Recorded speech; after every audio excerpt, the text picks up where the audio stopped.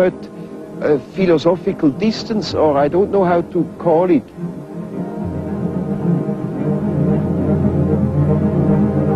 He went to Berlin so often during the year, and he did all his reading up there. Most of the reading was done there, and also most of the writing? Also, writing.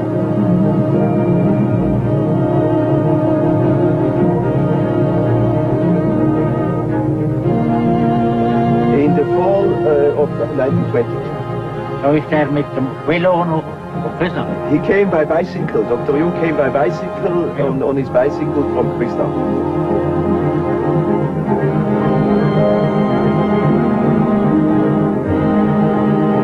The western part of the land was sold by Mr. Hugenvatter's father to Dr. Jung.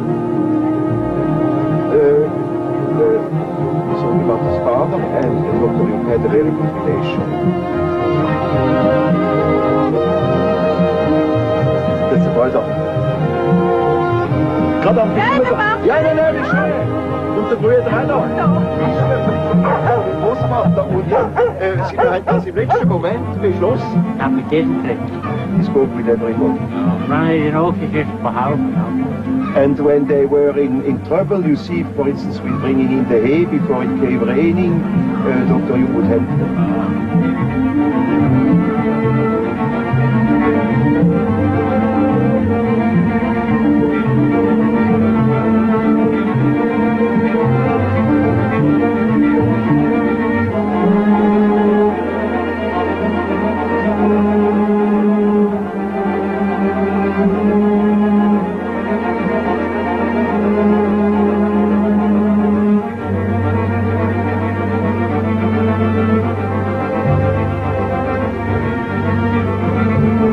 A man is not complete when he lives in a world of statistical truth. He must live in a world of his biological truth. Man has always lived in the myth. And we think we are able to be born today and to live in no myth, without history. That is a disease. That's absolutely abnormal, because man is not born every day. He's once born in a specific historical setting with the specific historical qualities, and therefore he is only complete when he has a relation to these things. It's just as if you were born without eyes and ears, when you are growing up with no connection with the past. From the standpoint of natural science, you need no connection with the past. You can wipe it out. Yes, yes. And that is a mutilation of the human being. He had what the Greeks called techne, hence our word technology and so on. And techne means also art and skill. He lived his sensation, I think, in its natural state, and therefore it was very creative. He looked at the wall in his last years. You see the irregularities of the stone would create that picture, and then he would carve it out.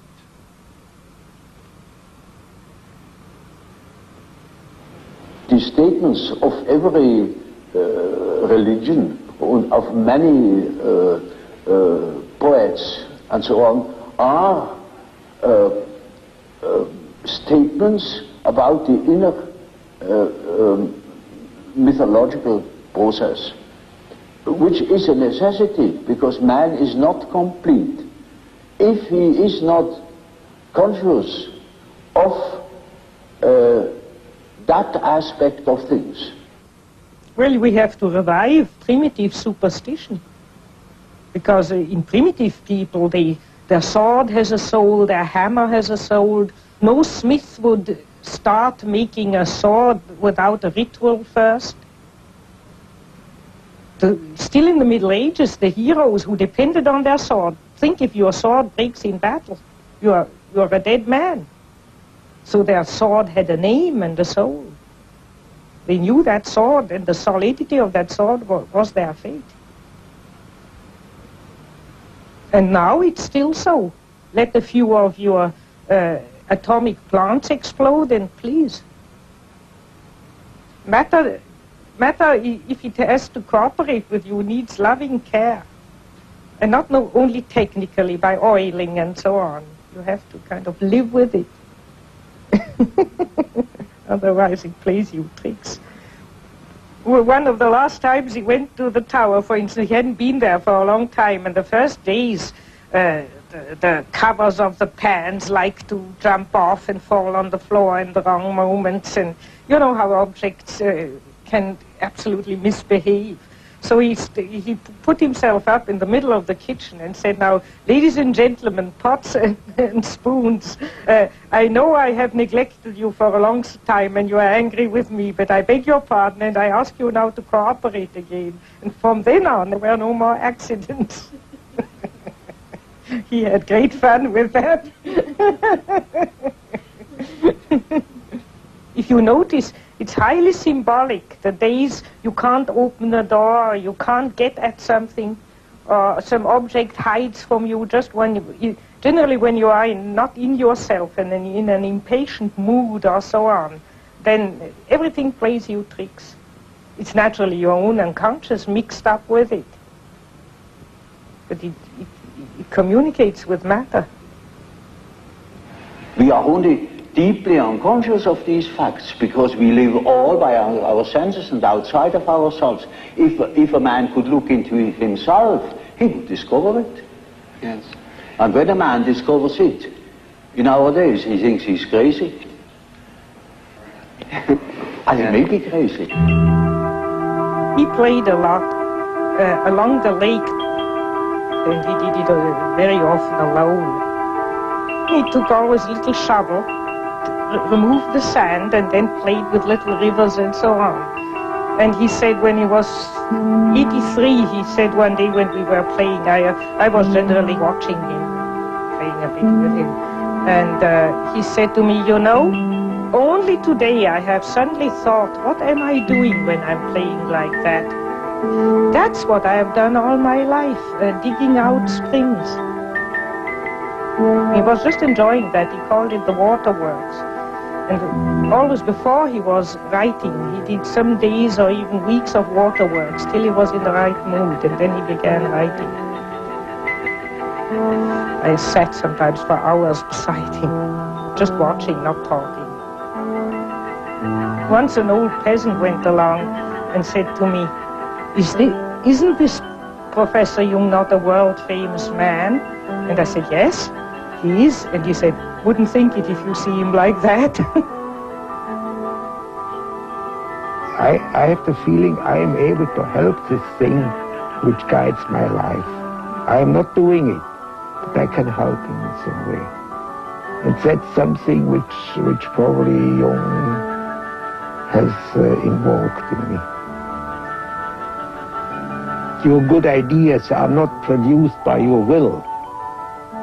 It comes to you. You must make yourself ready. I think that's all. And you must have a certain amount of interest. And that's also when you have a difficulty in yourself, you must be interested. You must get the answers from somewhere. You can't produce it yourself. You can't calculate it. And it must, at least most of the important things come from somewhere. And the rest you can then afterwards work out by a kind of technique or routine, so on. But you can't do everything with routine.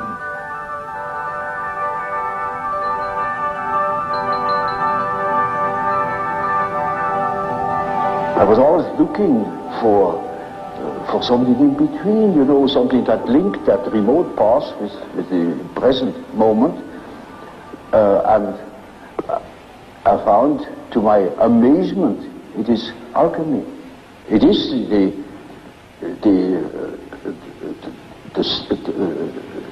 basis of our modern way of conceiving things. And therefore,